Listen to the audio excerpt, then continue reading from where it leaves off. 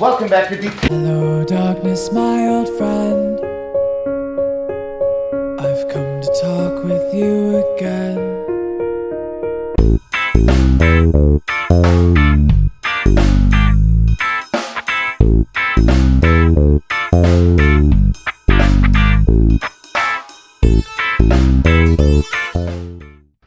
Thanks for watching D2 Wrenchworks and DIY guys. Today's video, I have a 1998 Fuji Team, which is a perfect example of a hidden bike gem. I haven't been able to find something really good on a budget. Actually got this whole thing complete for only $130.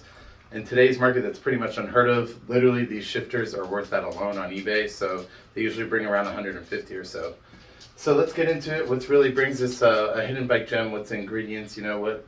If you couldn't get this bike, what you could do to copy it and get something similar on a budget. So first things first, we'll start out with the Fuji Team frame set here. Pretty cool.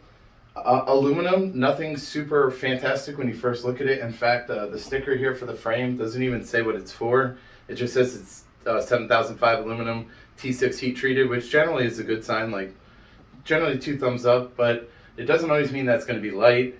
And it could mean, you know, that the geometry is not very well made.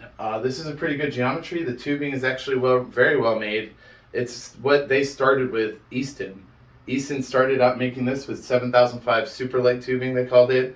And actually the year afterward, a guy named Peter Cheshire, I don't really know how to say his name. Pardon me, Peter, if you see this video, but he was in charge of building these Fuji Teams, and in 1999 they switched to Easton Scandium, which is even lighter than this. So this is, as you can probably tell, a huge frame compared to if you've seen any of my other videos. They fit much better on this stand here I have. So this is a 61 centimeter, as I said, very, very big. Despite that, everything you're seeing, I mean, the cables are way too long. There's a lot of weight saving stuff you could do to this. Bone stock as it sits, obviously no pedals. Usually bikes are sold without them. 19.3 pounds on my scale. Absolutely crazy to just be. I mean, it does have a carbon fork to go along with this really nice frame set, but it is also a threaded, meaning it has a steel steerer on here for the headset. And I mean, those are generally not very light. It's usually more so that the carbon legs will absorb some of the stiffness of the frame and the vibrations of the road and so on for comfort, more so at this point than really for like today's carbon forks that are incredibly light, make a huge difference. But 19.3 pounds, yeah, that's absolutely crazy. If this was probably like a 54 centimeter, I bet you it'd be at least a half pound lighter, just because, like I said, the amount of frame and tubing and cabling and a bigger frame comes with wider handlebars, etc., etc. It just kind of keeps adding on and on as you keep going. But I was shocked to see that, and that was one of the reasons I thought, well, I really need to make a video about this. One of the reasons I actually bought this, because of course I'm only 5'8", so this is a huge frame for me, is because of all the parts. Not only is it almost unheard of to find such a good deal on a frame set like this that's so light, especially as I said at the frame size it's at, but it is also really hard to find something with, this is full Shimano Ultegra. So we have Shimano 6500 shifters up front. This is 9 by 3 speed or 2 speed. These are actually, one cool thing about these shifters, the left one, it is 2 or 3 speed. All of them are made that way. So this one is actually set up with a double, but if you want to switch it to a triple, you don't need to change a shifter. Another great thing about that, we got pretty wide profile design bars. I'll just stand over it in the cockpit area right now. We'll start over there because it's just kind of basic stuff. But pretty decent aluminum profile design bars, nice and wide. They got a good drop to them. Just your average quill stem 2-bolt profile design. They call this the H2O model. Really common. You see it all the time on mid-range bikes. But you see the big difference when you're starting to get out of the cockpit, and the frame is completed with a Shimano 600 headset. This is the same thing as Ultegra, but they were right in the middle of this point switching to threadless, so they probably just put a 600 threaded on there because you don't have very many.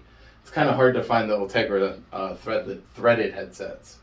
So that's a really big bonus sign. I mean, it's very nice sealed unit. I've taken these apart before. Extremely easy to maintain. To mess these up, you have to like really not know what you're doing. They're very, very nice headsets, and I'm sure even used, they're still worth a pretty penny nowadays. I'll be keeping that for something else I have coming on. You'll have to stay tuned later and watch.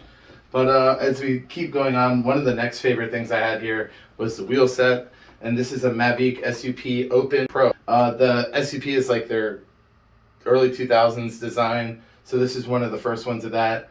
One of the cool things I like is the gold rim on it. You don't see that too often, and it will go.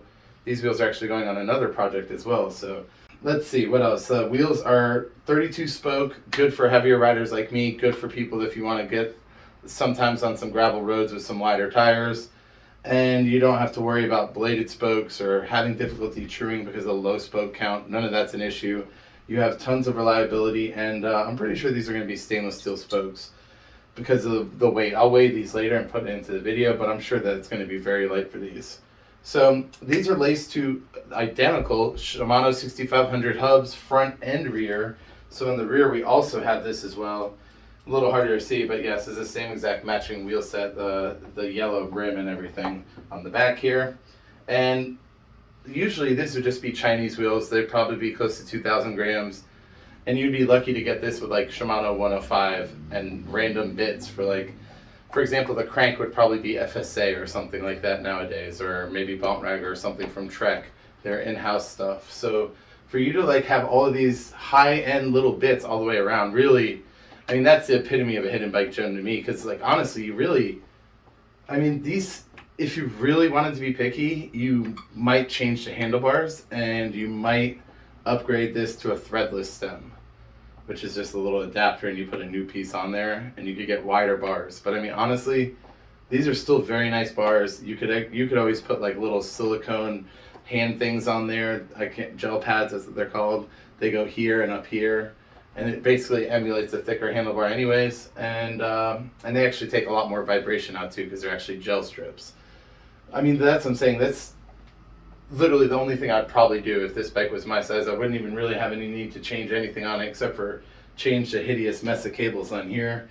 That's, to me, yeah, that's what a hidden bike gem is. So to see the nice wheels with the headset and the really surprisingly high-end frame. Also, a little cool thing I want to point out, has a pump peg on there, so you could stick an old school frame pump in there. Pretty neat.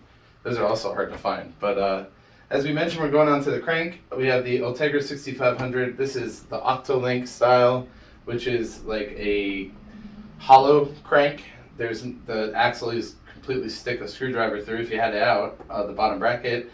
This is a self-extracting screw to take it off. Pretty cool design. It keeps it really lightweight.